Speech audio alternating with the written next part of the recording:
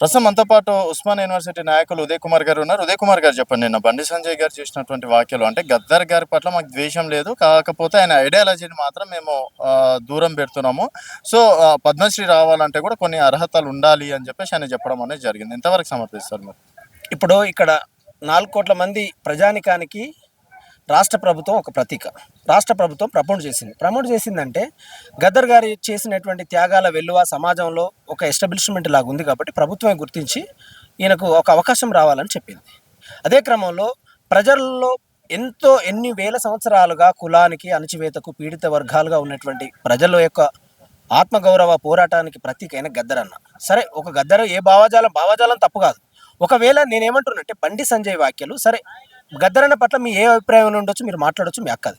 But ఒక కేంద్ర మంత్రిగా ఉన్నటువంటి వ్యక్తి, ఆ కేంద్ర మంత్రి ఉండే సందర్భంలో మీరు ఒక కార్యకర్తలాగా మాట్లాడడం, ఇప్పుడు నువ్వు మామూలు వ్యక్తి అయితే నువ్వు మాట్లాడచ్చు, నీకు రైట్ అది. ప్రజలు ఓట్లేసి మిమ్మల్ని గెలిపించినటువంటి క్రమంలో ఆ ప్రజలకు మీరు న్యాయం చేయాల్సినటువంటి అవసరం ఉంది కదా. ఆ న్యాయం చేసేటువంటి క్రమంలో ఇటువంటి వ్యక్తిగతమైనటువంటి బలహీనమైన మాటలు మాట్లాడొచ్చునా? ఎవరు? మన బండి సంజయ్ గారు. ఇప్పుడు నీకు ఉండొచ్చు అబ్బా, ఇప్పుడు ఎవరికైనా భావజాలం ఏమన్నాడంటే అండి, గద్దర్ వల్ల మా బీజేపీ కార్యకర్తలు కావచ్చు, ఏబీపీ కార్యకర్తలు కావచ్చు, పోలీసులు కావచ్చు, కొంతమంది ప్రజాప్రతినిధులు చాలా మంది హత్యలకు పాల్పడడం అనేది జరిగింది. వాళ్ళు హత్యలు జరిగినప్పుడు ఈయన పాజిటివ్గా వీళ్ళపైన పాటలు పాడడం అనేది జరిగింది. ఆ విషయంలో నేను వ్యతిరేకిస్తున్నాను అన్నాడు. ఆయన ఒపీనియన్ అది. ఇప్పుడు ఆయన ఒపీనియన్ అంటే ఓకేనండి, నేను ఒప్పుకుంటా. కానీ గద్దర్ అనబడే వ్యక్తి ఒక ప్రజాప్రతినిధి. ఎవరికైనా ఒపీనియన్స్ ఉంటాయి. భావ ప్రకటన స్వేచ్ఛ ఆర్టికల్ 19 ప్రకారంగా హక్కు ఉంటుంది.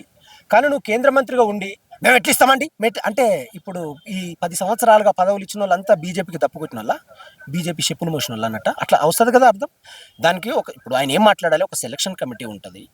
మేధావులు ఎవరు, ప్రజా వ్యవహారాలు ఎవరు ఎంత ప్రాధాన్యత కలిగినరో వాళ్ళు గుర్తిస్తారండి.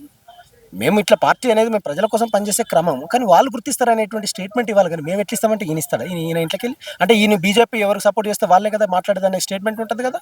ఓకే, ఇప్పుడు మందకృష్ణ మాదిగకి ఇచ్చారు అంటే మరి ఆయన బీజేపీ కార్యకర్త కాదు కదా. బీజేపీ అదే కొంతమంది పేదలకు ఇచ్చారు, వాళ్ళేం బీజేపీ కార్యకర్త. నేను బీజేపీ కార్యకర్తలాగా నేను మాట్లాడట్లేదు. అంటే నేనేమంటున్నా అంటే మందకృష్ణ అన్న ఒక 30 సంవత్సరాలుగా అలుపెరగని పోరాట యోధుడు కాబట్టి ఆయనకి ఇవ్వడంలో తప్పేం లేదు. ఇప్పుడు ఎందుకంటే ఇప్పుడు అందరూ బండి సంజయ్ లాగా ఉంటారు, అందరు నాలాగా ఉంటారు, అందరూ ఆయనలాగా ఉంటారు అనేది కాదు కదా. 30 సంవత్సరాలుగా నమ్ముకున్న సమస్య కోసం ప్రాణాలు ఇవ్వడానికి సిద్ధపడి కూడా ఒక వర్గీకరణ సాధన వచ్చినప్పుడు మేము ఆయన ఇవ్వడంలో పెద్ద పాత్ర కాబట్టి మేము ఎక్స్ప్రెషన్ చేస్తున్నాం.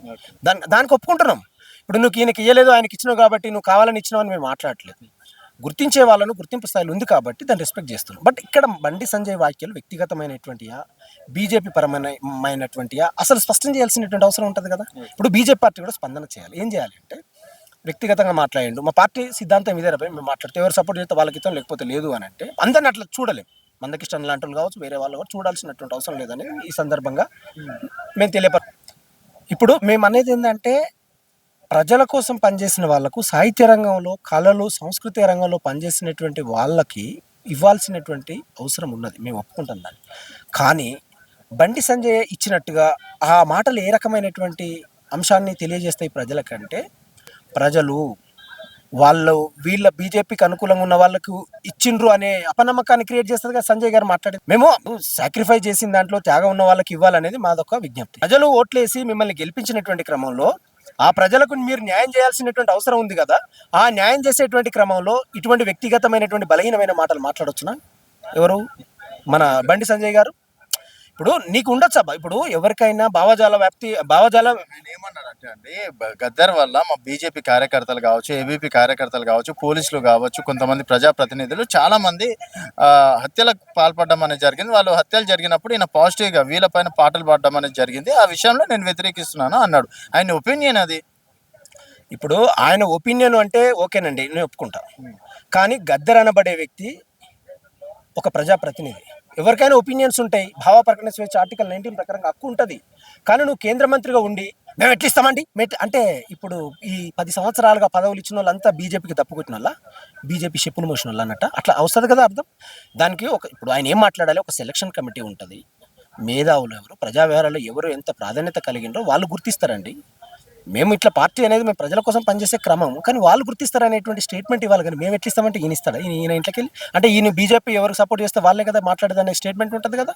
ఓకే, ఇప్పుడు మందకృష్ణ మాదిగకి ఇచ్చారు అంటే మరి ఆయన బీజేపీ కార్యకర్త కాదు కదా. బీజేపీ అదే చాలా మంది కొంతమంది పేదలకు ఇచ్చారు, వాళ్ళేం బీజేపీ కార్యకర్త నేను బీజేపీ కార్యకర్తలాగా నేను మాట్లాడట్లేదు. అంటే నేనేమంటున్నా అంటే మందకృష్ణ అన్న ఒక 30 సంవత్సరాలుగా అలుపెరగని పోరాట యోధుడు కాబట్టి ఆయనకి ఇవ్వడంలో తప్పేం లేదు. ఇప్పుడు ఎందుకంటే ఇప్పుడు అందరూ బండి సంజయ్ లాగా ఉంటారు, అందరు నాలాగా ఉంటారు, అందరూ ఆయనలాగా ఉంటారు అనేది కాదు కదా. 30 సంవత్సరాలుగా నమ్ముకున్న సమస్య కోసం ప్రాణాలు ఇవ్వడానికి సిద్ధపడి కూడా ఒక వర్గీకరణ సాధన వచ్చినప్పుడు మేము ఆయన ఇవ్వడంలో పెద్ద పాత్ర కాబట్టి మేము ఎక్స్ప్రెషన్ చేస్తున్నాం.